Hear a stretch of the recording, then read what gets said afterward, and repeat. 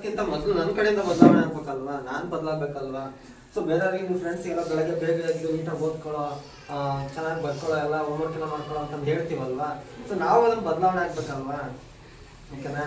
so ಅದಕ್ಕೆ ಪೂರಕವಾಗಿ ನಮ್ಮಲ್ಲಿ ಮೊದಲು ಬದಲಾವಣೆ ತಿಳ್ಕೊಂಡು ಅದಾದ ನಂತರ ನನ್ನ ಮನೆ ಆದ ನಂತರ ಏನು ನಮ್ಮ ಶಾಲೆ, ನಮ್ಮ ಊರು ಎಲ್ಲವೂ ಕೂಡ ಬದಲಾವಣೆ ಮಾಡ್ತಾ